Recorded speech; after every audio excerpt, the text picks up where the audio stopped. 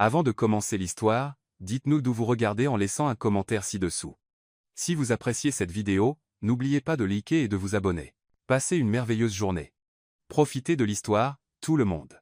Le silence des montagnes rocheuses du Colorado portait le poids d'une cathédrale. James Carver avançait lentement entre les pins couverts de neige, chaque pas résonnant comme un murmure contre l'immense étendue blanche qui s'étendait aussi loin que ses yeux pouvaient voir. L'air vif brûlait ses poumons, mais il préférait cette douleur physique à l'agonie émotionnelle qui l'avait conduit ici. 3 semaines depuis qu'Elizabeth avait signé les papiers du divorce avec la même froideur qu'elle mettait à choisir des vins coûteux. « Parce que tu n'as jamais vraiment été présent, James », furent ses derniers mots avant de quitter le manoir de Bellevue, emportant avec elle 15 ans de mariage et une partie de son âme qu'il ne savait comment récupérer. Le fusil Winchester pesait lourd dans ses mains, comme une extension de ses propres os. La chasse avait toujours été son refuge lorsque le monde des affaires devenait trop étouffant. Ici, parmi les arbres anciens et le vent qui chantait de vieux secrets, il pouvait momentanément oublier qu'il était James Carver, PDG de Carver Energy Corp, l'homme qui déplaçait des milliards d'un signe de tête mais qui ne pouvait toucher le cœur de sa propre épouse. Le soleil commençait à se coucher, peignant la neige de teinte dorée, lorsqu'il la vit. Une silhouette délicate se déplaçait entre les arbres à environ 50 mètres devant lui. James leva son fusil par instinct, ajustant sa mire. Ce qui semblait être un cerf se mouvait avec une grâce naturelle, et pendant un instant, il ressentit la première étincelle de quelque chose ressemblant à la paix depuis des semaines. Son doigt trouva la gâchette. Sa respiration devint contrôlée, mesurée.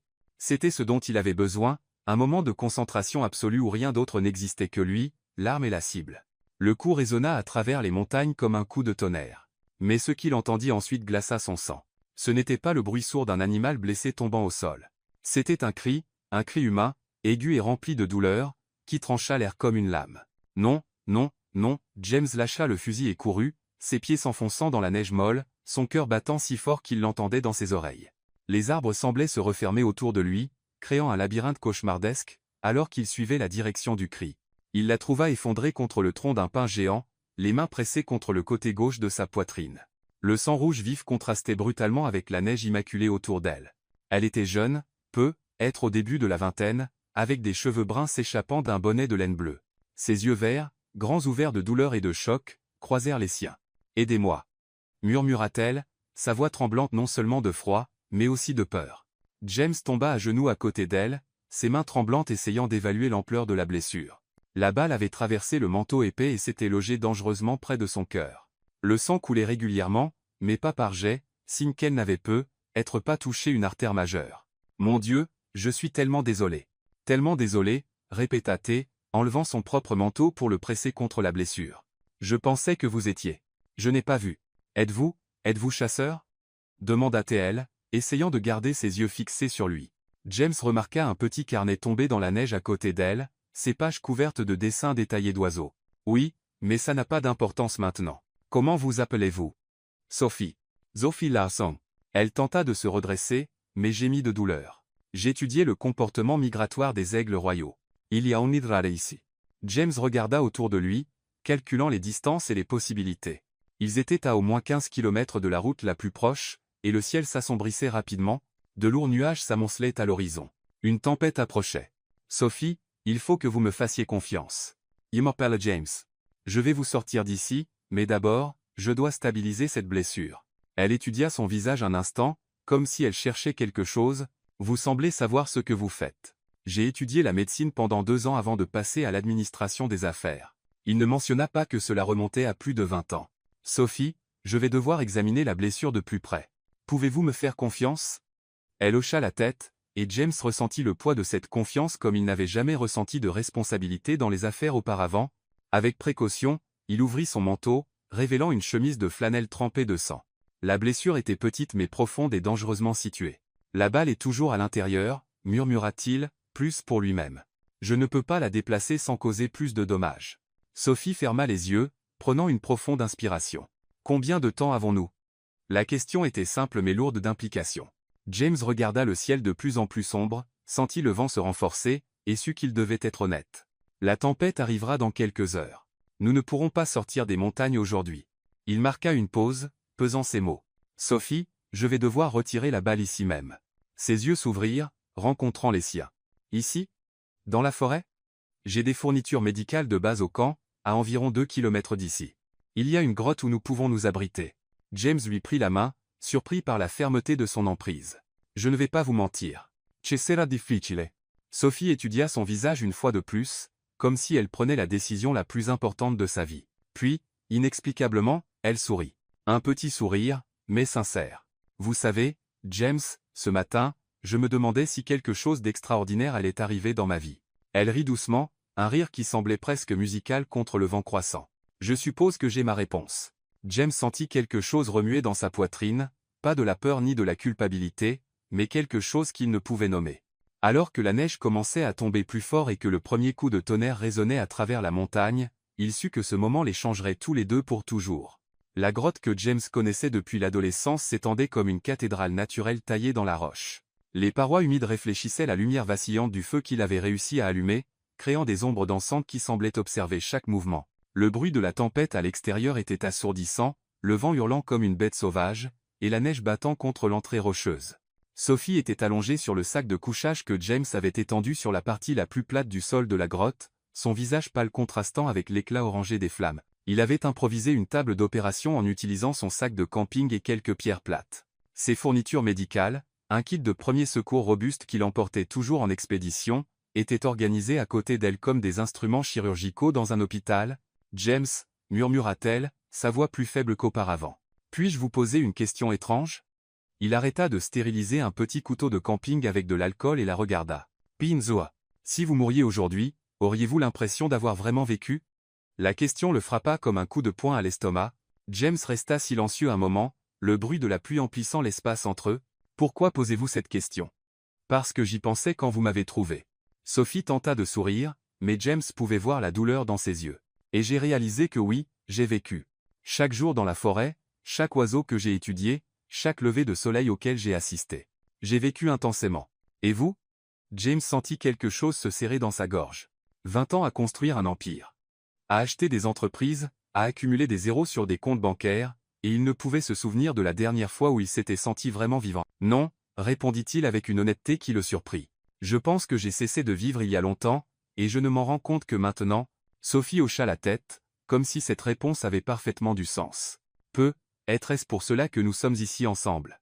Parfois, l'univers a d'étranges façons de nous réveiller. » James reporta son attention sur les instruments, mais ses mains tremblaient légèrement. « Sophie, il faut que vous compreniez ce à quoi nous faisons face. Je n'ai pas d'anesthésie générale, juste quelques comprimés antidouleurs et de l'alcool. Ça va faire très mal. Combien? Plus que tout ce que vous avez jamais ressenti dans votre vie. » Elle ferma les yeux un instant, prenant une profonde inspiration. « Et si vous n'y arrivez pas, si quelque chose tourne mal ?» James s'arrêta complètement, confronté à la question qu'il évitait de se poser. « Alors, au moins, vous ne mourrez pas seul dans la tempête. » C'est réconfortant d'une étrange manière. Sophie rit doucement, un son qui résonna doucement contre les parois de la grotte. « Avez-vous des enfants, James ?»« Non. Elisabeth et moi avons essayé pendant des années, mais... » Il ne termina pas la phrase. « Et vous ?»« Je n'ai pas de famille. Mes parents sont morts dans un accident quand j'avais 6 ans. Depuis, les oiseaux sont devenus ma famille. » Elle regarda le plafond de la grotte. « Ils m'ont appris que la migration n'est pas une fuite. C'est trouver où l'on appartient. » James sentit ces mots résonner en lui d'une manière qu'il n'avait pas anticipée. « Êtes-vous prête ?»« Attendez. » Sophie étendit la main vers lui. « Promettez-moi quelque chose. »« Quoi ?»« Si je ne survis pas, promettez-moi que vous répondrez différemment la prochaine fois que quelqu'un vous posera cette question. » James lui prit la main, sentant la peau froide mais ferme. « Vous allez survivre. Promettez ?»« Je promets. » James commença par administrer les analgésiques qu'il avait, sachant qu'ils seraient insuffisants. Puis, avec une extrême prudence, il commença à nettoyer la zone autour de la blessure. Sophie serra les dents mais ne cria pas. « Parlez-moi des aigles, » dit-il, essayant de la distraire tout en préparant l'incision. « Les aigles royaux sont... » Ah ! Elle gémit lorsqu'il fit la première incision, mais continua de parler. « Ils sont différents des aigles à tête blanche. Ils n'aiment pas l'eau. Ils préfèrent les terrains ouverts. La femelle que j'étudie a au moins 15 ans. Elle revient ici chaque hiver depuis 5 ans. » James travailla avec une précision chirurgicale, ses mains retrouvant une compétence qu'il pensait avoir perdue il y a des décennies. La balle était logée plus profondément que prévu, dangereusement près du cœur. « Pourquoi vous souciez-vous autant d'eux ?» demanda-t-il, la sueur coulant sur son front malgré le froid. « Parce qu'ils choisissent un partenaire pour la vie. » Sophie respirait lourdement, mais sa voix restait stable. « Quand l'un meurt, l'autre peut passer le reste de sa vie seul. Mais quand ils se trouvent, Ils volent ensemble comme s'ils ne faisaient qu'un. James s'arrêta un instant. Cela ne vous semble-t-il pas solitaire? Avant, oui, mais en les observant, j'ai réalisé qu'ils n'ont pas peur de la solitude parce qu'ils savent que ça vaut la peine d'attendre le véritable amour, même si cela signifie être seul toute sa vie. Sophie gémit à nouveau lorsqu'il approfondit l'incision. Mieux vaut être seul et authentique qu'accompagné et vide. Ces mots frappèrent James comme la balle avait frappé Sophie. Il pensa à ses 15 ans avec Elizabeth, des dîners silencieux, des conversations sur les affaires, une intimité qui n'avait jamais vraiment existé. Ils avaient été deux étrangers partageant une maison, pas deux personnes partageant une vie. Vous l'avez? Demanda Sophie, remarquant qu'il s'était arrêté. Presque. James localisa la balle, un petit morceau de métal qui avait causé tant de dégâts. Sophie, ça va faire très mal maintenant. Je dois la retirer. Faites-le. James travailla avec une extrême délicatesse, chaque mouvement calculé. Sophie cria, un son qui résonna dans la grotte et se mêla au vent à l'extérieur. Des larmes coulèrent sur son visage, mais elle ne bougea pas. Enfin, la balle sortit. James la tint à la lumière du feu, un petit objet qui avait réuni deux vies d'une manière impossible. Vous l'avez fait, murmura-t-il, commençant à suturer la blessure. Sophie était épuisée, mais ses yeux restaient fixés sur lui. James? Oui. Merci de ne pas avoir abandonné. En terminant de soigner la blessure, James réalisa que quelque chose de fondamental avait changé en lui. Pour la première fois depuis des années, peut-être des décennies, il avait fait quelque chose qui comptait vraiment, il avait sauvé une vie. Il avait été pleinement présent à chaque seconde. Sophie, merci de m'avoir laissé essayer. Dehors, la tempête continuait de rugir. Mais à l'intérieur de la grotte, réchauffés par le feu et par quelque chose qu'aucun d'eux ne pouvait encore nommer, ils avaient trouvé une étrange paix. James regarda la femme qu'il avait presque tuée et se demanda si l'univers avait vraiment des moyens mystérieux de réunir les bonnes personnes. La balle était retirée, mais James soupçonnait que la véritable transformation ne faisait que commencer. Le feu crépitait doucement dans la grotte, ses flammes dansant comme des esprits ancestraux sur les parois rocheuses. James avait improvisé un lit plus confortable pour Sophie, utilisant sa propre veste comme oreiller supplémentaire, et maintenant elle reposait en position semi-assise, la blessure correctement bandée. Le pire était passé. Elle était stable, respirait normalement, et la couleur revenait progressivement sur son visage. « Je ne peux pas dormir », murmura-t-elle, brisant le silence qui s'était installé entre eux ces dernières heures. James était assis à quelques mètres, alimentant le feu avec des branches sèches qu'il avait ramassées avant l'opération. « C'est l'adrénaline. Votre corps est encore en train de traiter le traumatisme. Ce n'est pas seulement ça. » Sophie le regarda avec ses yeux verts pénétrants. « C'est étrange, mais je me sens éveillé, comme si j'avais dormi pendant des années et que je voyais enfin vraiment le monde. » James comprit exactement ce qu'elle voulait dire. Il se sentait différent, lui aussi, comme si une couche de brouillard avait été retirée de sa vision. Les expériences de mort imminente font cet effet aux gens. En avez-vous déjà une? Une expérience de mort imminente? James réfléchit un instant. Pas physiquement, mais émotionnellement. Je pense que je mourrais lentement depuis des années sans m'en rendre compte. Sophie l'étudia avec curiosité. Que voulez-vous dire? James hésita. Il n'était pas un homme de confidence intime, surtout avec des étrangers, mais quelque chose dans la vulnérabilité du moment, dans le fait qu'ils avaient traversé quelque chose d'aussi intense ensemble, rendait les barrières habituelles inutiles. Connaissez-vous ce sentiment de vivre la vie de quelqu'un d'autre? Commença-t-il, remuant une branche dans le feu. Pendant 20 ans, je me levais, enfilais des costumes coûteux, prenais des décisions qui déplaçaient des millions de dollars, rentrais chez moi auprès d'une épouse qui me regardait à peine, et me demandais si c'était vraiment ce que devait être la vie adulte. Et c'était le cas? Non. C'était une performance. Je jouais le rôle de James Carver que tout le monde attendait. L'héritier prospère, le mari stable, le PDG impitoyable. Mais sous tout cela, j'étais vide. Sophie hocha la tête, comme si elle comprenait parfaitement. Je ressentais cela à l'université. Tous mes camarades voulaient travailler dans des laboratoires dans de grandes villes, publier des recherches, construire des carrières académiques brillantes. J'ai essayé pendant un temps. Que s'est-il passé? J'ai réalisé que j'ai tout fait. Un matin, je me suis réveillé dans mon appartement à Boston, et j'ai senti que les murs se refermaient sur moi. Le même jour, j'ai pris un sac à dos et je suis venu ici. C'était il y a 3 ans. Elle sourit doucement. La meilleure décision que j'ai jamais prise. James la regarda, fasciné par la tranquillité dans sa voix. Vos collègues ont dû penser que vous étiez devenue folle. Tsesdvrai. Mon conseiller a dit que je jetais un avenir brillant. Mais savez-vous ce que j'ai découvert? Brillant pour qui? À quoi sert un avenir brillant si vous vous sentez mort à l'intérieur? Comment vous débrouillez-vous ici? Je travaille avec des organisations de conservation, j'écris des rapports sur la migration et le comportement animal, je donne des conférences occasionnelles. Je ne gagne pas beaucoup, mais j'ai besoin de peu. Sophie fit une pause. Et vous? Comment en êtes-vous arrivé à vous sentir vide alors que vous avez tout ce dont la plupart des gens rêvent? James rit amèrement. C'est l'ironie, n'est-ce pas?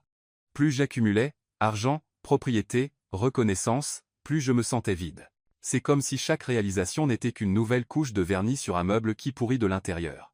Aimiez-vous votre femme? La question était directe, sans détour, et James apprécia l'honnêteté. J'y pensais oui. Mais en y repensant maintenant, je crois que j'aimais l'idée d'elle, la version de nous-mêmes que nous semblions être pour le monde extérieur. Elisabeth est intelligente, sophistiquée, issue d'une bonne famille. Sur le papier, nous étions le couple parfait. Et en réalité? En réalité, nous étions deux étrangers partageant une immense maison silencieuse. Nous parlions du temps, des engagements sociaux, des affaires, mais jamais de rêves, de peur, d'espoir, jamais des choses qui comptent vraiment. Sophie le regarda en silence un moment. Puis-je demander pourquoi vous avez divorcé? James soupira profondément. Elisabeth a dit que je n'étais jamais vraiment présent, que même lorsque mon corps était là, mon esprit était toujours ailleurs. Elle avait raison. Il regarda Sophie. Mais le plus drôle, c'est qu'ici, dans cette grotte, en parlant avec vous, je me sens plus présent que je ne l'ai été depuis des années. Être parce qu'il n'y a nulle part où fuir, pas de distraction, pas de performance à maintenir. Ou être parce que vous êtes réel d'une manière que la plupart des gens que je connais ne sont pas. Sophie rougit légèrement. Que voulez-vous dire? Vous parlez des choses qui comptent. Vous avez choisi une vie authentique, même si cela signifiait renoncer à la sécurité et à l'approbation sociale. C'est inspirant. C'est aussi effrayant parfois, admit-elle. Il y a des jours où je me demande si je ne suis pas juste une lâche qui fuit le monde réel. Ce n'est pas fuir quand vous allez vers quelque chose que vous aimez au lieu de fuir quelque chose que vous craignez. Sophie sourit, et James sentit quelque chose de chaud dans sa poitrine. C'est une distinction intéressante. Vous m'y faites réfléchir. Pendant des années, j'ai pris des décisions basées sur la peur, peur d'échouer, peur de décevoir, peur de ne pas être assez. Mais vous avez pris des décisions basées sur l'amour. Et vous? Si vous pouviez recommencer, que feriez-vous différemment? James réfléchit sérieusement à la question. Je pense que j'arrêterai d'essayer d'être celui que je pensais devoir être et que je commencerai à découvrir qui je suis vraiment. Il n'est jamais trop tard pour ça, n'est-ce pas, James? Vous venez de me sauver la vie de vos propres mains. Vous avez improvisé une opération dans une grotte pendant une tempête. Ce n'est pas ce que fait une personne ordinaire. C'est ce que fait une personne extraordinaire quand elle cesse de se cacher derrière ses propres barrières. James sentit quelque chose remuer en lui, une sensation qu'il n'avait pas ressentie depuis si longtemps qu'il avait presque oublié ce que c'était, l'espoir. Sophie. Oui. Quand nous sortirons d'ici, j'aimerais mieux vous connaître, pas en tant que l'homme qui vous a presque tué, mais en tant que moi-même, quel que soit cet homme. Sophie sourit, et cette fois, c'était un sourire complet, rayonnant. Ça me plairait beaucoup. Dehors, la tempête s'apaisait progressivement, mais aucun d'eux ne semblait pressé que la nuit se termine. James alimenta le feu une fois de plus, réalisant que pour la première fois depuis des années, il n'était pas anxieux d'atteindre le moment suivant. Ce moment, ici avec Sophie, semblait parfait tel qu'il était. James. Oui. Merci pourquoi? Pour m'avoir montré qu'il y a encore des gens dans le monde qui savent être véritablement présents. Alors que les flammes dansaient entre eux et que la tempête s'apaisait enfin à l'extérieur, James réalisa qu'il avait être trouvé quelque chose qu'il ne savait même pas qu'il cherchait. Une connexion authentique avec un autre être humain. Et pour la première fois depuis qu'il s'en souvenait, l'avenir semblait rempli de possibilités plutôt que d'obligations. L'hélicoptère de secours fendit le ciel bleu du matin comme une libellule géante, ses pales créant une symphonie mécanique qui résonnait à travers les montagnes. James tenait la main de Sophie pendant qu'on la transférait soigneusement sur la civière, leurs doigts entrelacés comme des ancres dans une mer d'incertitude. « Tout va bien se passer », murmura-t-il à son oreille, sa voix presque perdue dans le bruit des pales. « Sophie serra sa main. Vous venez avec moi? Je ne vous quitte pas. » L'hôpital Mount Grace était une forteresse de verre et d'acier, nichée parmi les montagnes, connue pour servir l'élite du Colorado. James avait insisté pour l'y emmener, les meilleurs soins médicaux que l'argent pouvait acheter. En regardant Sophie être conduite aux urgences, il ne pouvait imaginer que cette décision changerait tout. Le docteur William Kessler était un homme grand, austère, avec des cheveux gris parfaitement coiffés et des yeux bleus qui semblaient voir à travers les gens. Lorsqu'il entra dans la salle d'attente et vit James, son expression se durcit visiblement. « James Carver », dit-il, sa voix portant une froideur professionnelle qui masquait à peine quelque chose de plus personnel. « Je ne m'attendais pas à vous voir ici. » James se leva lentement, reconnaissant immédiatement le frère d'Elisabeth. « Comment va-t-elle? » « La patiente est stable. Vous avez fait un travail d'urgence étonnamment compétent. » William marqua une pause, étudiant James. « Elisabeth m'a parlé du divorce. J'imagine que cela doit être compliqué pour vous. » Ma vie personnelle n'a pas d'importance pour le moment. Je veux juste savoir si Sophie sera OK. Sophie. William haussa un sourcil. Intéressant. À peine 3 semaines après votre divorce, et vous sauvez déjà de jeunes femmes dans les montagnes? James sentit son sang bouillir. Ce n'est pas ce que vous pensez. Vraiment? Alors expliquez-moi comment un milliardaire récemment divorcé se retrouve à effectuer une opération improvisée sur une biologiste d'une vingtaine d'années dans une grotte. Avant que James ne puisse répondre, son téléphone se mit à sonner avec insistance. D'abord Daniel, son attaché de presse. Puis Emily, son assistante exécutive. Ensuite, des numéros inconnus qu'il ignora. Finalement, il répondit à l'appel de Daniel. « James, où êtes-vous, bon sang? Vous devez venir au bureau maintenant. Je suis à l'hôpital. Que se passe-t-il? Ce qui se passe, c'est que vous êtes devenu une manchette nationale. Un milliardaire de l'énergie tire sur une jeune environnementaliste lors d'une chasse romantique. CNN, Fox News, tout le monde en parle. » James sentit le monde tourner autour de lui. Comment l'ont-ils appris? Le pilote de l'hélicoptère de secours a vendu l'histoire. Il y a des photos de vous portant la fille, de vous deux vous tenant la main sur la civière. Le récit se répand comme une traînée de poudre. James regarda par la fenêtre de l'hôpital et vit quelque chose qui lui noua l'estomac. Des camionnettes de télévision se positionnaient dans le parking, des reporters ajustaient leurs micros, des caméras étaient installées, une foule se formait. James, continua la voix de Daniel au téléphone, vous devez contrôler cette situation. Le marché boursier réagit négativement. Le conseil d'administration panique. Avant qu'il ne puisse répondre, William Kessler s'approcha à nouveau. Mademoiselle Larson est réveillée et demande à vous voir, mais je dois vous avertir, des reporters essaient d'entrer dans l'hôpital. La sécurité s'en occupe. James raccrocha le téléphone et suivit William à travers les couloirs de l'hôpital. Lorsqu'ils atteignirent la chambre de Sophie, elle était assise dans son lit, regardant par la fenêtre avec une expression de confusion et d'horreur. James se tourna-t-elle vers lui, les yeux écarquillés. Que se passe-t-il dehors? Il y a des caméras, des gens qui crient mon nom. Il s'approcha du lit, lui prenant la main. La presse a découvert l'accident, et il crée une histoire qui n'a rien à voir avec la réalité. Sophie regarda à nouveau par la fenêtre, où d'autres camionnettes de presse arrivaient. Que disent-ils? James hésita mais savait qu'elle devait savoir. Il suggère que c'était une rencontre romantique qui a mal tourné, que vous êtes une opportuniste, et que je suis un milliardaire déséquilibré. Le visage de Sophie pâlit. Opportuniste? Ils ne me connaissent même pas. La vérité ne compte pas pour eux. Ils ont besoin d'une histoire qui vende. Le docteur Kessler s'éclaircit la gorge. Mémélé Watson, en tant que votre médecin, je recommande fortement d'éviter toute exposition médiatique inutile. Votre état est encore délicat. À ce moment, la porte de la chambre s'ouvrit brusquement, et une femme élégante portant un manteau en cachemire coûteux entra comme un ouragan. Elizabeth Carver était exactement comme James s'en souvenait, blonde, sophistiquée, avec une prestance qui attirait l'attention, mais il y avait quelque chose de nouveau dans ses yeux, une fureur froide qu'il n'avait jamais vue auparavant. « James, dit-elle, sa voix tranchante comme de la glace, quel spectacle pathétique. Elizabeth, vous ne devriez pas être ici. Vraiment? » Elle rit, un son sans humour. Mon nom est traîné dans la boue sur toutes les chaînes d'information du pays. Bien sûr que je dois être ici. Elizabeth se tourna vers Sophie, l'évaluant de la tête aux pieds avec un regard qui aurait pu geler l'eau. Donc, vous êtes la petite environnementaliste qui a réussi à accrocher mon ex-mari si rapidement. James fit un pas en avant, mais Sophie leva la main.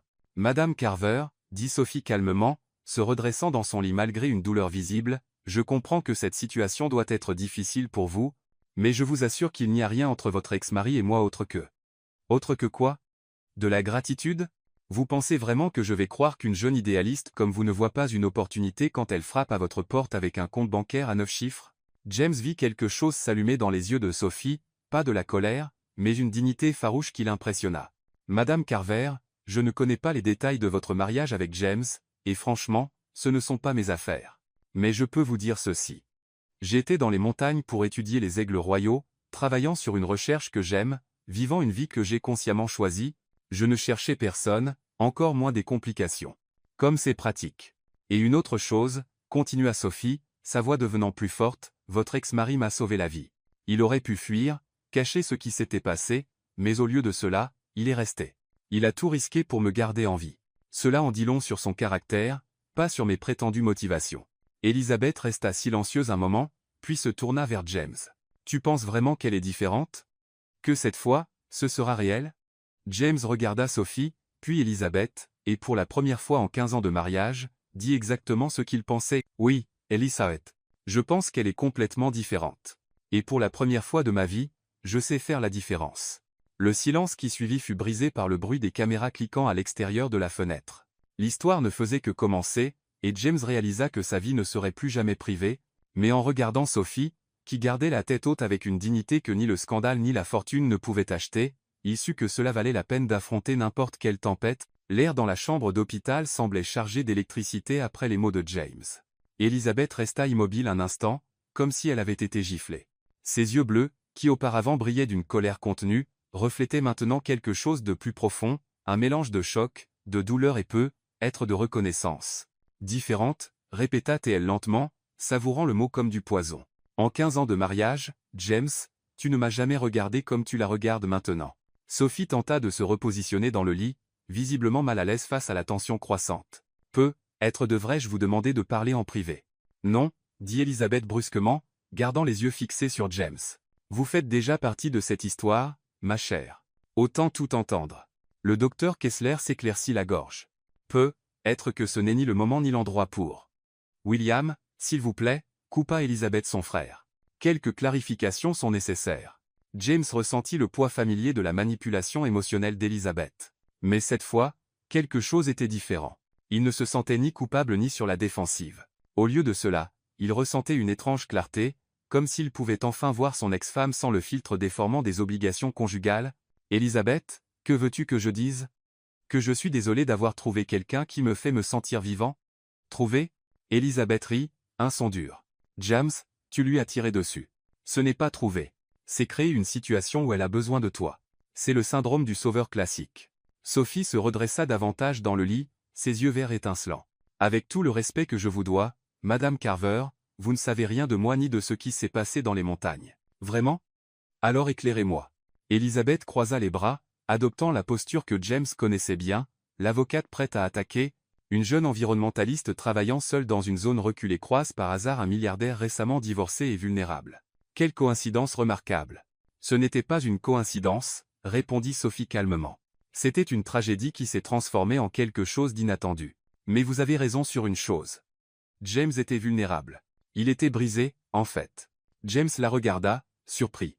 Il était rare que quelqu'un parle si directement de ses blessures émotionnelles. Brisé. Elizabeth laissa échapper un rire amer. James n'a jamais été brisé. James a toujours tout eu. L'argent, le succès, une épouse qui prenait soin de son image sociale, une vie parfaitement organisée. Une vie parfaitement organisée, répéta Sophie pensivement. C'est intéressant comme vous décrivez un mariage comme s'il s'agissait d'un événement d'entreprise. Elizabeth s'étendit. Vous n'avez aucune idée de ce dont vous parlez. Peut-être pas, mais je sais reconnaître quelqu'un qui mourait à l'intérieur. James m'a parlé de votre mariage, des dîners silencieux, des conversations sur la météo, du sentiment de vivre une vie qui n'était pas la sienne. Il a dit ça. Elizabeth se tourna vers James, et pour la première fois, il vit une véritable douleur dans ses yeux. Tu ressentais vraiment ça ? James prit une profonde inspiration. Il était temps d'être complètement honnête, pas seulement avec Elizabeth, mais avec lui-même. Elizabeth, nous savons tous les deux que notre mariage était un partenariat de convenance. Tu voulais la sécurité sociale et financière. Je voulais une épouse qui savait naviguer dans mon monde. Mais l'amour, une connexion réelle. Il marqua une pause. Quand avons-nous eu pour la dernière fois une conversation sur les rêves, les peurs, les espoirs ? Ce genre de conversation, c'est pour les adolescents, James. Les adultes construisent des vies pratiques et stables. Ou les adultes qui ont peur de l'intimité se cachent derrière la praticité et la stabilité, dit Sophie doucement. Elizabeth se tourna vers elle avec des yeux étincelants. Vous avez le culot de me psychanalyser. Je ne psychanalyse pas. J'observe simplement que parfois nous construisons des vies qui semblent parfaites à l'extérieur mais qui sont vides à l'intérieur.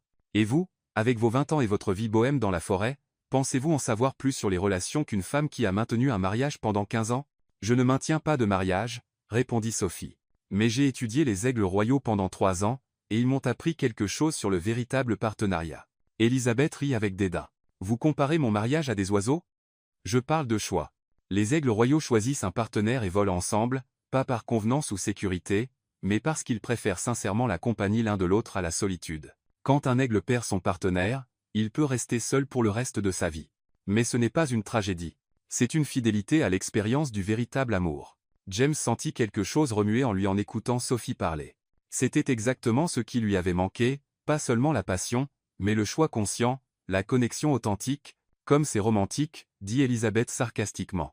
Et quand la nouveauté s'estompera, quand James réalisera que vous ne pouvez pas naviguer dans son monde, que vous ne comprenez pas les sacrifices nécessaires pour maintenir un empire? Peut-être, dit Sophie calmement, le problème n'est pas que je ne peux pas naviguer dans son monde, mais qu'il est fatigué d'un monde qui exige de sacrifier son âme. Elizabeth resta silencieuse un long moment, étudiant James et Sophie. Quand elle parla à nouveau, sa voix était plus basse, moins agressive. Penses-tu vraiment qu'elle peut te rendre heureux, James?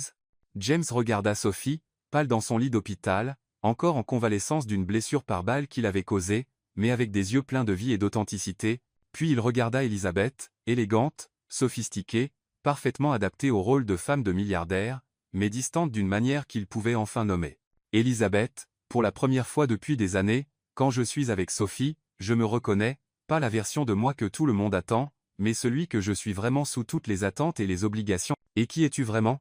James pensa à la conversation dans la grotte, à la manière dont il s'était senti pleinement présent pendant l'opération improvisée, à la facilité avec laquelle lui et Sophie parlaient des choses qui comptaient vraiment. Quelqu'un qui veut faire une différence réelle, pas seulement accumuler de la richesse. Quelqu'un qui valorise l'authenticité plus que l'approbation sociale, quelqu'un qui préfère une conversation réelle à 1000 événements sociaux vides. Elizabeth hocha lentement la tête, et pendant un instant, James vit une étincelle de la femme qu'elle aurait pu être si elle avait choisi d'être vulnérable plutôt que protégée. Alors, j'avais raison, dit-elle enfin. Nous n'étions vraiment pas faits l'un pour l'autre. Nous n'étions pas mauvais, corrigea James doucement. Nous étions pratiques. Et pendant longtemps, je pensais que la praticité suffisait. Maintenant, James regarda à nouveau Sophie, ressentant cette sensation de reconnaissance, d'être chez lui d'une manière qu'il n'avait jamais connue. Maintenant, je connais la différence entre la commodité et la connexion, entre la sécurité et l'amour, entre exister et vivre. Elizabeth prit une profonde inspiration, et lorsqu'elle le regarda à nouveau, la colère avait disparu de ses yeux, remplacée par quelque chose comme une compréhension mélancolique. Eh bien, dit-elle, ajustant son sac sur son épaule, j'espère que tu sais dans quoi tu t'engages. Les médias vont transformer ça en cirque. Nous y ferons face ensemble, dit James, réalisant que c'était la première fois de sa vie qu'il voulait vraiment affronter quelque chose aux côtés d'une autre personne. Elizabeth se tourna pour partir mais s'arrêta à la porte. James? Oui. Pour la première fois depuis que nous nous connaissons, tu sembles réel. Et sur ces mots, elle partit, laissant derrière elle 15 ans de mariage et ouvrant la voie à quelque chose qu'aucun d'eux n'avait vraiment connu auparavant, la possibilité d'un véritable amour. James regarda Sophie, qui avait observé toute la confrontation avec une dignité qui l'impressionna encore plus. Comment vous sentez-vous? Demanda-t-elle. Comme si nous venions de subir une autre sorte d'opération, répondit-elle avec un petit sourire. Mais je pense que celle-ci était nécessaire aussi. Dehors, les caméras continuaient de cliquer. Mais dans la chambre, quelque chose de fondamental avait été clarifié. Le passé avait été confronté, et l'avenir, bien qu'incertain, semblait enfin possible. Le penthouse de James au centre de Seattle s'étendait sur tout le dernier étage d'un gratte-ciel de verre, offrant une vue panoramique sur la ville qui s'étendait jusqu'à l'horizon où le Puget Sound rencontrait les montagnes olympiques. Lorsqu'il ouvrit la porte à Sophie pour la première fois, 3 semaines après avoir quitté l'hôpital, elle s'arrêta sur le seuil, comme si elle était sur le point d'entrer dans un autre monde. « Waouh !» murmura-t-elle, admirant les hauts plafonds, le design minimaliste et les fenêtres du sol au plafond qui transformaient tout le mur ouest en un tableau vivant de la ville. James observa sa réaction, essayant de voir l'espace à travers ses yeux, meubles coûteux, œuvres d'art moderne soigneusement sélectionnées, décorations criant le succès et la sophistication, mais il remarqua aussi maintenant ce qu'il n'avait pas vu auparavant, la froideur, l'absence de vie réelle, le sentiment que c'était plus une salle d'exposition qu'un foyer. C'est trop grand, admit-il, portant sa petite valise. Ça l'a toujours été. Sophie traversa lentement le salon, ses doigts glissant sur le canapé en cuir italien, s'arrêtant devant une étagère remplie de trophées d'affaires et de livres de commerce qui semblaient n'avoir jamais été ouverts. Où restez-vous quand vous êtes ici? Restez? Où vous sentez-vous chez vous? Où vous détendez-vous? Pensez-vous? Existez-vous simplement? James resta silencieux un instant, réalisant qu'il n'avait pas de vraie réponse. Je travaille au bureau, je dors dans la chambre, j'utilise la cuisine pour réchauffer des plats livrés, mais restez. Je suppose que je n'y ai jamais pensé comme ça. Sophie se tourna vers lui avec ce sourire, compréhensif qui l'apprenait à reconnaître. Alors, découvrons l'ensemble. Dans les jours qui suivirent, James observa, fasciné, comment Sophie transformait l'espace froid en quelque chose de vivant. Elle commença petit, réarrangeant les coussins du canapé de manière plus accueillante, ouvrant les rideaux qu'il gardait toujours fermés, jouant une musique douce qui remplissait le silence oppressant qu'il n'avait même pas réalisé exister. « Puis-je faire quelques changements ?» demanda-t-elle la 2e semaine, tenant un petit pot avec une plante qu'elle avait achetée au marché local. Pinzua. Faites ce que vous voulez. Ce n'est pas à propos de ce que je veux. C'est à propos de créer un espace qui est le nôtre. Le mot nôtre résonna en James d'une manière qui le surprit. Il n'avait jamais pensé à un espace comme véritablement partagé, même pendant son mariage. Sophie plaça la plante, une petite succulente aux feuilles vertes vibrantes, sur la table basse en marbre noir. Le contraste était frappant. La vie organique contre la pierre froide, la croissance naturelle contre la perfection artificielle. Ça semble différent, dit James, étudiant les faits. Ça semble vivant, corrigea telle. Progressivement, d'autres plantes s'apparurent. Sophie expliquait chacune en les plaçant, une fougère qu'elle suspendit près de la fenêtre et, elle aime la lumière douce du matin, un petit jardin d'herbes dans la cuisine. Le basilic frais fait toute la différence. Un figuier dans un coin du salon, il grandira avec nous. James se surprit à attendre avec impatience ces petites transformations. Il rentrait du travail curieux de voir quelle nouvelle vie Sophie avait apportée à la maison. Car c'est ce que l'appartement devenait. Un foyer. Vous savez, je n'ai jamais eu de plante avant, dit-il un soir, la regardant arroser chacune avec soin.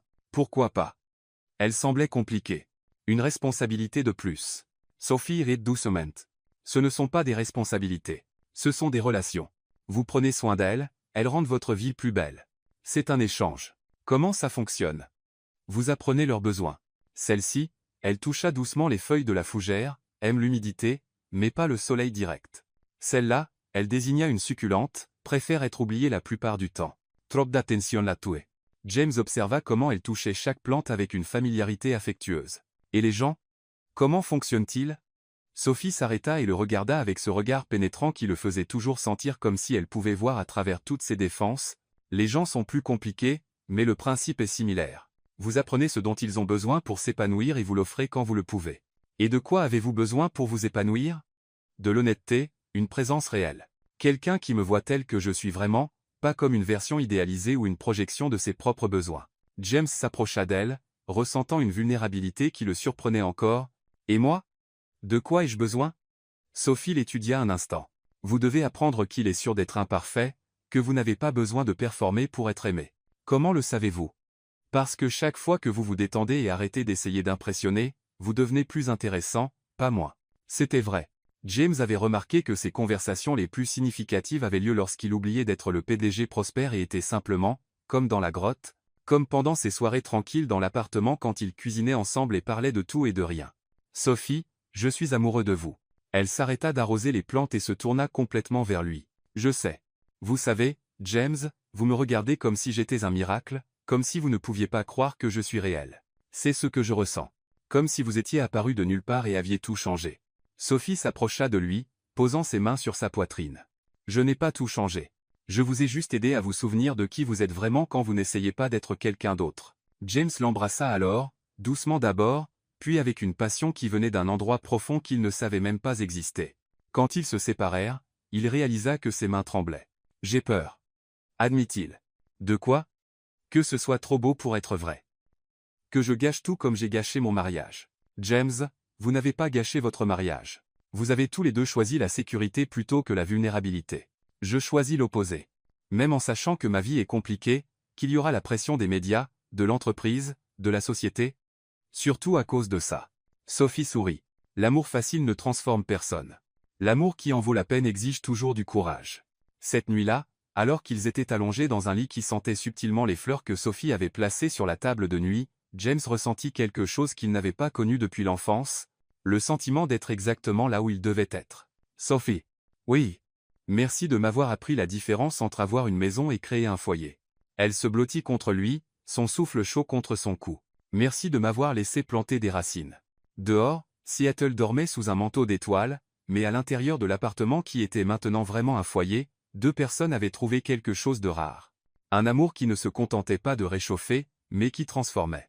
James s'endormit pour la première fois depuis des années sans s'inquiéter de demain, sachant qu'il se réveillerait à côté de quelqu'un qu'il aimait, non pas pour ce qu'il avait ou accomplissait, mais pour qui il était quand tous les masques tombaient. La salle de réunion au 47 étage de Carver Energy Corp avait des murs de verre offrant une vue imposante sur Seattle. Mais ce jeudi matin, James avait l'impression d'être observé par des vautours. 12 membres du conseil d'administration étaient assis autour de la table en acajou poli, leurs visages graves reflétant la gravité de la situation qui avait conduit à cette réunion d'urgence. Robert Sterling, président du conseil et ami de la famille Carver depuis 3 décennies, s'éclaircit la gorge. James, merci d'être venu si rapidement. Robert, vous avez dit que c'était urgent. James prit place en tête de table, notant la tension palpable dans l'air. Que se passe-t-il? Patricia Lee, directrice des communications d'entreprise, fit glisser un dossier épais sur la table. Voici ce qui se passe. James ouvrit le dossier et sentit son estomac se nouer. À l'intérieur se trouvaient des dizaines de coupures de journaux, des impressions d'articles en ligne et des rapports d'analyse médiatique. Les gros titres sautaient de la page comme des coups de couteau. La romance d'un milliardaire affecte les actions de Carver Energy, les investisseurs questionnent le leadership après le scandale amoureux. Les environnementalistes pourraient-ils influencer les politiques énergétiques? Nos actions ont chuté de 12% depuis que l'histoire est devenue publique, dit Michael Grant, directeur financier, sa voix lourde d'inquiétude. Les investisseurs sont nerveux. Il y a des rumeurs selon lesquelles vous pourriez être influencé par des intérêts environnementaux. James referma le dossier avec plus de force que nécessaire. Sestreditsula. Ma vie personnelle n'a rien à voir avec les opérations de l'entreprise. Vraiment? Dit Olivia Bennett, la plus jeune membre du conseil, connue pour son approche directe. James, vous sortez avec une environnementaliste, une femme qui travaille pour des organisations directement opposées à notre secteur. Comment cela n'affecte-t-il pas notre crédibilité? Sophie travaille dans la conservation de la faune, pas dans la politique énergétique. La distinction peut être claire pour vous, intervint Robert, mais pas pour le marché. Les analystes spéculent sur des changements potentiels dans la direction stratégique de l'entreprise. James s'adossa à sa chaise, ressentant le poids familier des attentes corporatives, mais cette fois, quelque chose était différent. Au lieu de l'anxiété habituelle, il ressentait une étrange clarté. Et que suggérez-vous exactement? Patricia feuilleta ses notes. Nous avons quelques options. Nous pouvons engager une firme de relations publiques spécialisée dans la gestion de crise. Nous pouvons organiser des interviews où vous clarifiez que votre vie personnelle n'influence pas les décisions commerciales, ou, Michael l'interrompit, vous pouvez mettre fin à la relation. Le silence qui suivit était si lourd que James pouvait entendre le bourdonnement presque imperceptible de la climatisation. Il regarda autour de la table, étudiant les visages de personnes qu'il connaissait depuis des années, certaines depuis des décennies. Il vit une réelle inquiétude, mais aussi autre chose, la peur que leur propre position et fortune soient affectées. Mettre fin à la relation, répéta James lentement. C'est vraiment une suggestion que vous faites? Robert se pencha en avant, sa voix prenant le ton paternel qu'il utilisait depuis des années. Vous avez construit un empire. Cette entreprise emploie des dizaines de milliers de personnes, soutient des familles, stimule l'économie de 3 États. Pouvez-vous vraiment risquer tout cela pour une romance? Pour l'amour, corrigea James. Le mot que vous cherchez est l'amour. Olivia ricana. L'amour ne paie pas de dividendes, n'est-ce pas? James se leva, se dirigeant vers le mur de verre donnant sur la ville. Savez-vous comment a été ma performance en tant que PDG ces 6 dernières semaines? James, commença Patricia, ces 6 dernières semaines, depuis que j'ai rencontré Sophie, j'ai conclu 2 accords que vous disiez impossibles, résolu le conflit syndical dans le Montana qui traînait depuis des mois, et proposé 3 innovations stratégiques que notre département de développement poursuivait depuis des années. Il se tourna pour leur faire face. Ma performance s'est améliorée. Elle ne s'est pas détériorée. Ça pourrait être une coïncidence, marmonna Michael. Ou ça pourrait être parce que, pour la première fois depuis des années, je suis vraiment vivant. Je suis présent. J'opère à pleine capacité, au lieu de simplement suivre le mouvement. Robert soupira profondément. James, personne ne remet en question votre compétence, mais la perception est une réalité sur les marchés financiers. Si les investisseurs pensent que vous êtes compromis? James rit, mais il n'y avait aucun humour dans le son. Robert, j'étais compromis pendant mon mariage avec Elizabeth, compromis par les apparences, par les attentes, par le maintien d'une façade que vous avez tous approuvée, et où cela m'a-t-il mené? 15 ans d'existence vide et un divorce qui a coûté à l'entreprise plus en couverture médiatique négative que cette situation ne coûtera. Patricia consulta à nouveau ses notes. Les métriques sont différentes, James. Le divorce était vu comme normal. Les cadres se divorcent. Mais une relation avec quelqu'un du secteur environnemental. Quelqu'un du secteur environnemental qui sauve des oiseaux, interrompit James, pas quelqu'un qui fait du lobbying contre les combustibles fossiles. Sophie étudie la migration des aigles, pour l'amour de Dieu. La perception publique ne fait pas ces distinctions subtiles, dit Olivia. James retourna à sa chaise mais ne s'assit pas. Au lieu de cela, il posa ses mains sur la table et se pencha en avant, regardant chaque membre du conseil dans les yeux. Laissez-moi vous parler de la perception publique. Ce matin, j'ai reçu 3 lettres d'employés me félicitant d'avoir trouvé le bonheur après mon divorce. Hier, notre secrétaire de 30 ans m'a dit qu'elle ne m'avait jamais vu aussi humain. Notre équipe d'ingénieurs a commenté que je suis plus accessible et créatif dans les réunions. Il marqua une pause. Vous savez ce que ça me dit? Que certaines personnes perçoivent qu'un leader plus heureux est un leader plus efficace. Les anecdotes ne font pas bouger les marchés, rétorqua Michael. Vraiment? Alors dites-moi, quel type d'entreprise voulons-nous être? Une qui prend des décisions basées sur la peur des perceptions éphémères, ou une qui fait confiance à la solidité de ses fondamentaux et à l'intégrité de son leadership? Robert échangea des regards avec les autres membres du conseil. James, personne ne remet en question votre intégrité. Mais il y a d'autres considérations, comme le fait que nous avons tous investi nos carrières et nos fortunes dans cette entreprise et que nous craignons tout ce qui pourrait menacer cela. Le silence revint. Mais cette fois, James sentit qu'il avait touché quelque chose de vrai. Très bien, dit-il finalement. Laissez-moi rendre cela simple pour vous. Sophie Larson ne va pas disparaître de ma vie. Elle fait de moi une meilleure personne, et cela fait de moi un meilleur PDG. Si vous ne pouvez pas voir la différence entre un leader qui suit le mouvement et un qui est pleinement engagé, alors peut-être que ce conseil doit réévaluer plus que ma vie personnelle. Patricia referma son dossier de notes brusquement. James, nous donnez-vous essentiellement un ultimatum? Je dis que pour la première fois de ma vie, j'ai trouvé quelque chose qui vaut plus que l'approbation de l'entreprise ou la tranquillité du marché boursier, et si c'est un problème pour vous, James redressa les épaules, ressentant une étrange et puissante liberté, alors peut-être qu'il est temps pour vous de décider, si vous voulez un PDG, qui dirige avec authenticité, ou un qui performe pour plaire aux analystes. James quitta la salle de réunion en sachant qu'il avait franchi une ligne. Pour la première fois de sa carrière d'entreprise, il avait choisi son bonheur personnel plutôt que la commodité professionnelle. C'était terrifiant et libérateur à la fois. Alors que l'ascenseur descendait les 47 étages jusqu'au hall, il pensa à Sophie, probablement à ce moment-là en train de s'occuper des plantes à la maison ou de travailler sur ses rapports sur les aigles. Elle ne savait même pas ce qui s'était passé lors de la réunion, les pressions exercées, les choix impossibles que d'autres voulaient lui imposer, mais elle le saurait bientôt, et pour la première fois, James n'avait pas peur d'être complètement honnête sur le prix que leur amour pourrait exiger, car il y avait enfin quelque chose dans sa vie qui valait n'importe quel prix. James trouva l'enveloppe sous la porte de son bureau à domicile le lundi matin, 3 jours après la réunion tendue avec le conseil. Le papier était de qualité, avec le logo en relief de la Green Horizon Foundation, une organisation qu'il reconnut immédiatement comme l'un des opposants les plus virulents de l'industrie des combustibles fossiles. Ses mains tremblaient légèrement lorsqu'il ouvrit l'enveloppe. À l'intérieur se trouvait une lettre officielle datée de 2 semaines plus tôt, adressée à mademoiselle Sophie Larson et signée par le docteur Laura Thompson, directrice exécutive de la fondation. Chère mademoiselle Larson, commençait la lettre, nous avons été ravis d'apprendre votre travail exceptionnel sur la conservation des aigles royaux. Nous souhaitons offrir une subvention de recherche de 50 000 $ pour étendre vos études sur les impacts des infrastructures énergétiques sur les schémas de migration aviaire. James eut l'impression que le sol se dérobait sous ses pieds.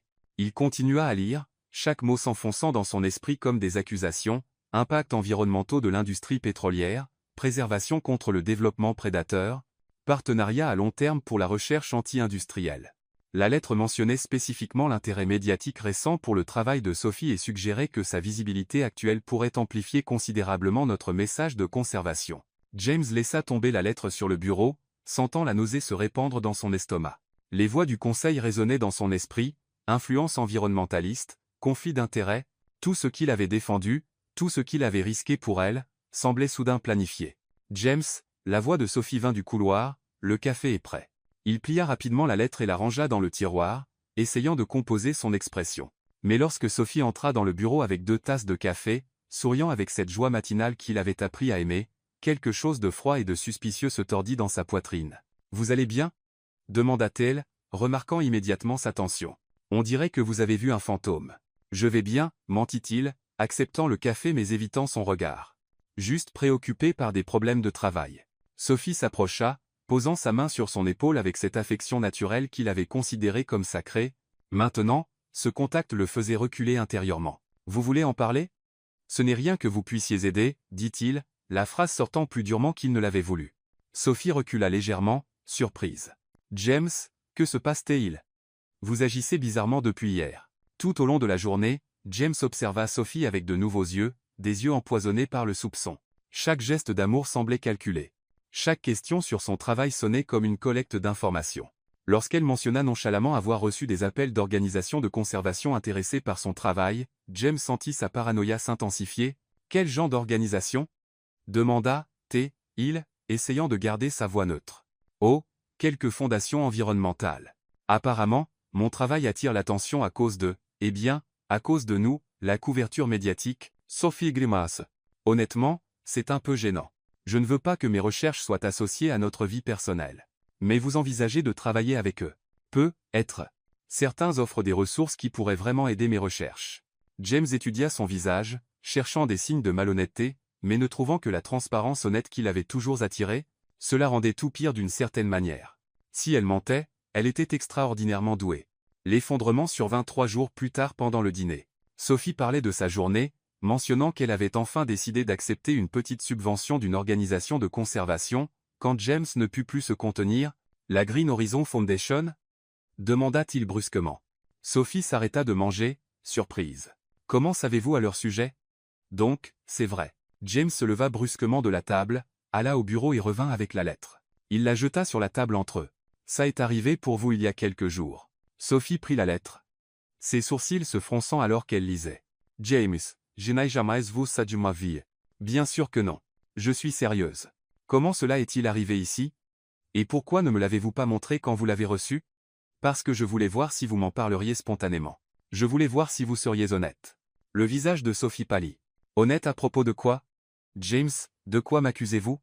Je demande si toute cette histoire était planifiée depuis le début. Vous, moi, l'accident, si vous étiez dans les montagnes spécifiquement parce que vous saviez que j'y serais ?» Sophie resta complètement immobile un instant, comme si elle ne pouvait pas traiter ce qu'elle entendait. Quand elle parla, sa voix était basse et blessée. « Vous pensez vraiment que j'ai planifié de me faire tirer dessus? Que j'ai orchestré presque mourir pourquoi? Pour me rapprocher de vous? Les gens font des choses extrêmes pour 50 000 $, et ce n'est que le début, n'est-ce pas? Une fois que vous êtes dedans, une fois que vous avez de l'influence... » Sophie se leva, la lettre tremblant dans ses mains. « James, m'avez-vous écouté ces dernières semaines? Ai-je jamais essayé de vous influencer sur quoi que ce soit lié à votre entreprise?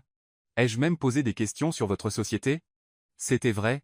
Sophie avait montré un remarquable manque d'intérêt pour les détails de son empire corporatif, préférant parler de livres, de nature, de rêves personnels, mais la graine du doute, une fois plantée, était difficile à éradiquer.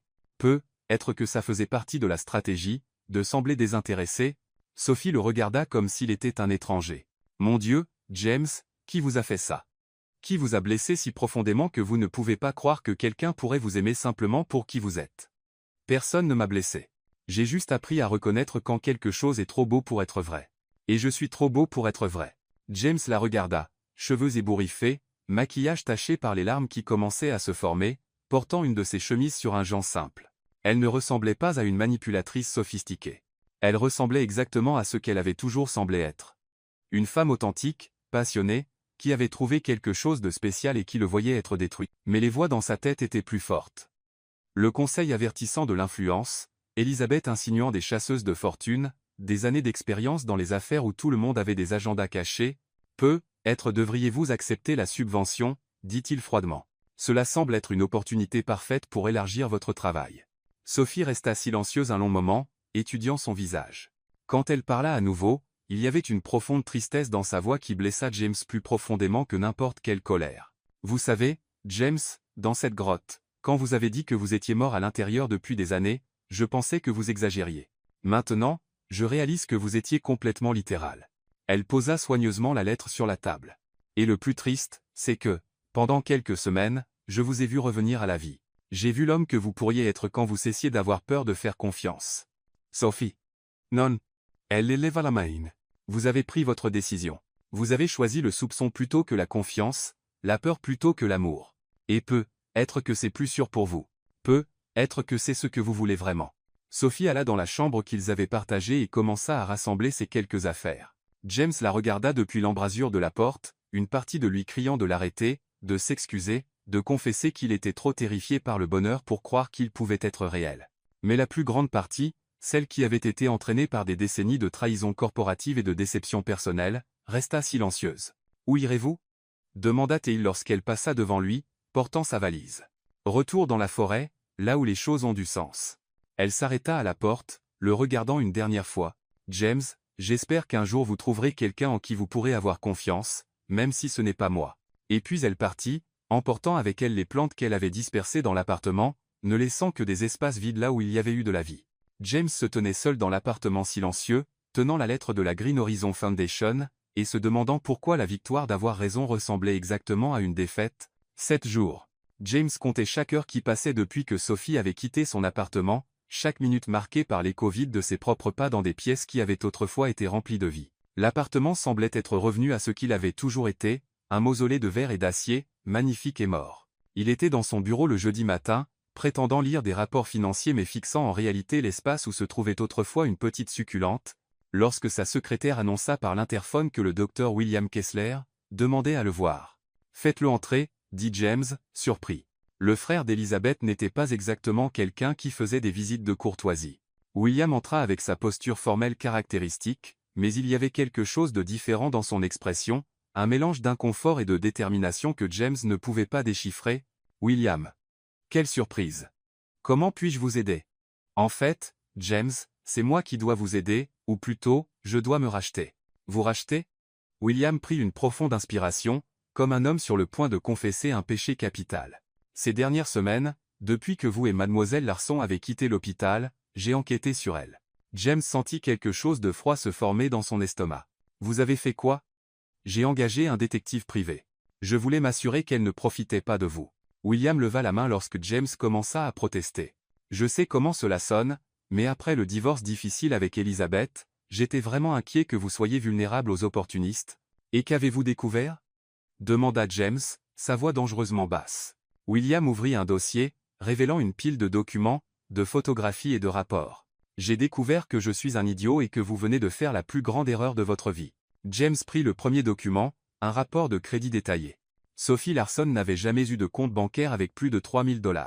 Elle vivait avec moins de 20 000 $ par an, refusait constamment des opportunités plus lucratives et donnait régulièrement les petites sommes qu'elle parvenait à économiser à des sanctuaires pour animaux.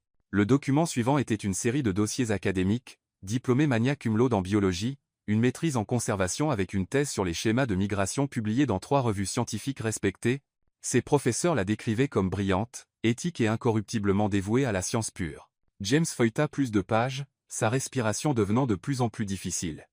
Des photographies de Sophie travaillant seule dans les montagnes, des documents de ses visites régulières dans les mêmes zones de recherche pendant 3 années consécutives, des enregistrements de ses interactions avec des organisations environnementales, toutes strictement liées à la conservation de la faune.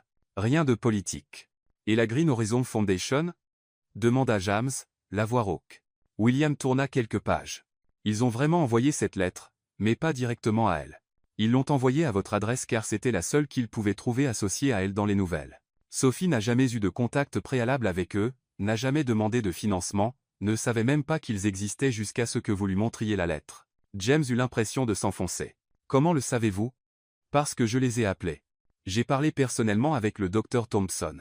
Elle a admis qu'ils ont essayé de profiter de la visibilité médiatique de Sophie pour leur propre agenda, mais qu'ils n'avaient jamais eu de communication avec elle. La lettre était un coup dans le noir, une tentative opportuniste de recruter quelqu'un qui était soudainement devenu une figure publique. » William se pencha en avant, sa voix prenant une urgence que James n'avait jamais entendue auparavant. « James, elle a refusé l'offre. Quand ils ont finalement réussi à la contacter directement, 2 jours après que vous l'avez confrontée, elle a catégoriquement refusé.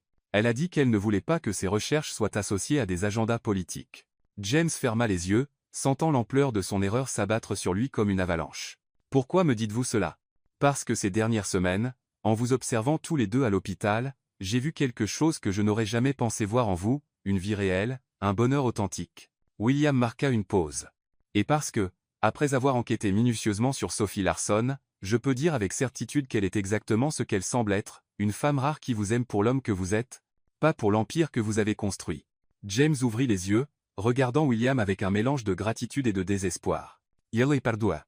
Peut être, mais vous ne le saurez pas tant que vous n'aurez pas essayé. William, les choses que j'ai dites à Sophie, les accusations que j'ai portées, étaient basées sur la peur, pas sur des preuves. Et s'il y a une chose que j'ai apprise sur Sophie Larson à travers cette enquête, c'est qu'elle comprend la différence entre la peur et le véritable caractère d'une personne. » James se leva brusquement, allant à la fenêtre donnant sur les montagnes. Quelque part là-dehors, Sophie était probablement seule dans ses recherches, blessée par sa trahison, essayant de reconstruire la vie simple et authentique qu'il avait temporairement partagée. Où est-elle ? Selon mes sources, elle est retournée dans la même zone où vous vous êtes rencontrés, elle campe près du site où l'accident s'est produit. James se tourna, ressentant quelque chose qu'il n'avait pas ressenti depuis une semaine. L'espoir. Pourquoi retournerait-elle là ? Bah. William sourit pour la première fois depuis son arrivée. Peut être parce que c'est là que vous avez été tous les deux les plus honnêtes l'un envers l'autre. Ou être parce qu'elle espère encore que vous vous souviendrez de l'homme que vous étiez dans cette grotte. James regarda les documents éparpillés sur son bureau, des preuves irréfutables de l'intégrité de la femme qu'il avait accusée de malhonnêteté. Chaque page était une accusation contre sa propre lâcheté. Chaque rapport une preuve qu'il avait saboté la meilleure chose qui lui soit jamais arrivée. William. Oui. Merci d'avoir enquêté, de m'avoir dit la vérité, d'avoir essayé de me sauver de moi-même. William se leva, ajustant sa veste. James, pour ce que ça vaut, Elizabeth avait tort à votre sujet toutes ces années. Vous n'êtes pas incapable d'aimer profondément. Vous aviez juste trop peur d'essayer. Quand William partit, James resta seul avec la vérité qu'il avait essayé d'éviter. Sophie Larson était exactement celle qu'elle prétendait être, et il avait détruit la seule relation authentique de sa vie à cause de fantômes et de peurs qui n'avaient rien à voir avec elle. Mais juste n'était-il pas trop tard pour une rédemption? James saisit ses clés de voiture, laissant les documents sur le bureau et le bureau derrière lui. Il avait un voyage à faire et un cœur à reconquérir, si elle voulait encore donner une seconde chance à l'homme qui avait presque tout perdu en ne sachant pas distinguer le véritable amour de l'auto-sabotage. Les montagnes l'attendaient, et avec elles, être une dernière opportunité de prouver que parfois même les plus perdus peuvent retrouver leur chemin vers la maison.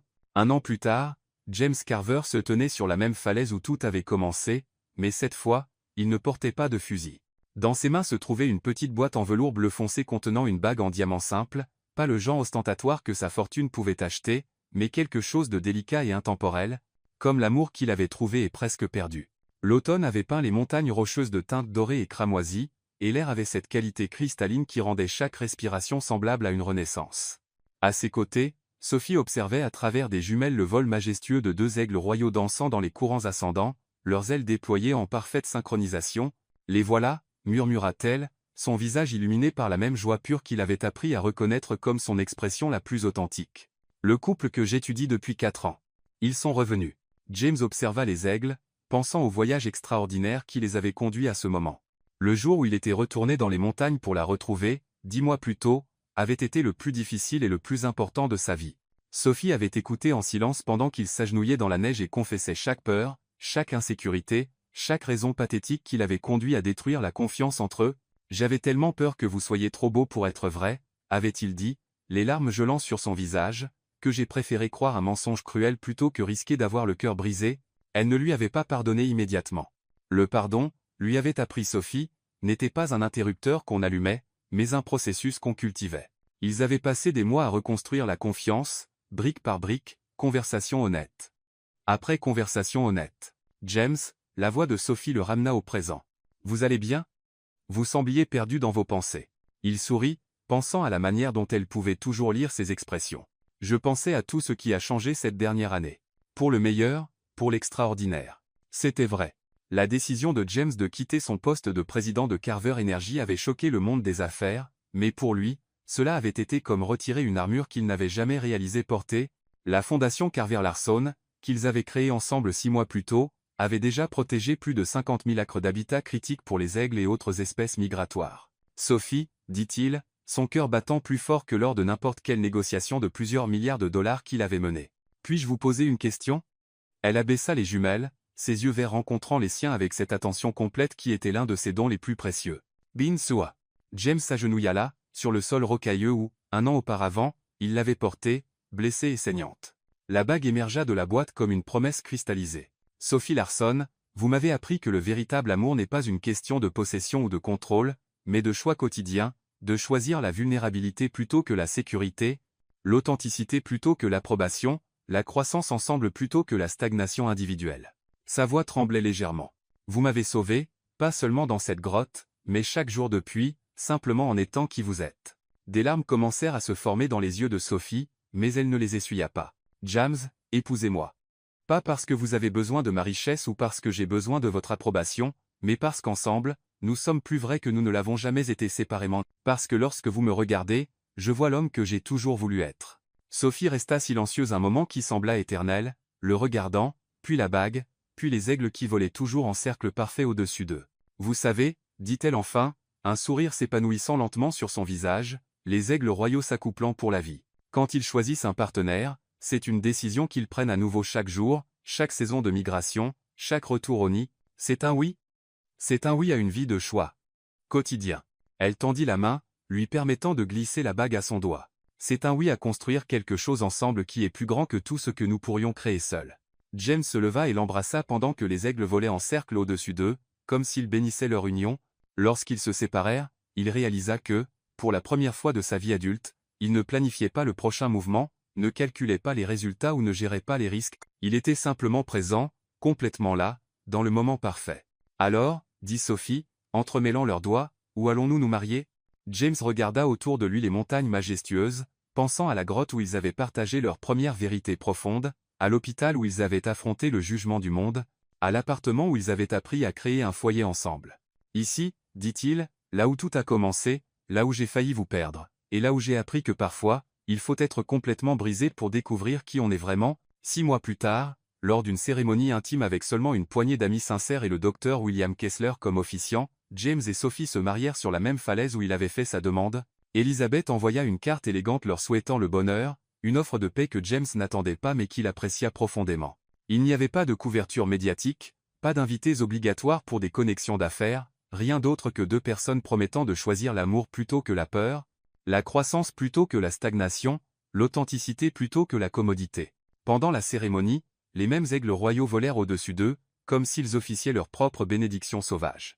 Maintenant, 1 an après le mariage, James se réveillait chaque matin dans une maison modeste près des montagnes, entouré de plantes qu'ils entretenaient ensemble, travaillant sur une mission qui nourrissait son âme plutôt que simplement son compte bancaire. Il était toujours riche, certaines richesses ne disparaissent pas facilement, mais maintenant, sa richesse servait un objectif plus grand. James, dit Sophie, interrompant à nouveau ses souvenirs. Reraldes. Il suivit son regard là où les aigles atterrissaient dans un nid sur une falaise lointaine. C'était le même nid qu'elle avait étudié pendant des années, le même qui l'avait conduite dans cette zone fatidique où ils s'étaient rencontrés. Ils resteront ensemble pour la vie, dit Sophie doucement. À travers toutes les migrations, toutes les saisons, toutes les tempêtes. James la serra plus près, ressentant la solidité chaleureuse de sa présence. Comme nous, acquiesça-t-elle. Alors que le soleil se couchait derrière les montagnes, peignant le ciel de couleurs qu'aucun artiste ne pouvait reproduire, James Carver réalisa qu'il avait enfin appris la différence entre avoir une vie et vivre une vie, entre accumuler des choses et cultiver des relations, entre être couronné de succès et être heureux. Et surtout, il avait appris que parfois l'amour arrive déguisé en tragédie, que parfois il faut être brisé pour être guéri, et que parfois la balle qu'on attend le moins est celle qui ouvre votre cœur à des possibilités qu'on n'avait jamais imaginées. Dans les montagnes autour d'eux, les aigles volaient librement dans des cieux infinis. Et deux personnes qui avaient trouvé l'un dans l'autre non seulement l'amour, mais la rédemption, rentraient chez elles ensemble, sachant qu'ils avaient construit quelque chose de rare et de précieux, une vie basée sur la vérité, le choix conscient, et le courage quotidien d'aimer sans réserve. L'accident dans les montagnes était terminé. L'histoire d'amour ne faisait que commencer. Parfois, la vie nous brise pour nous refaire.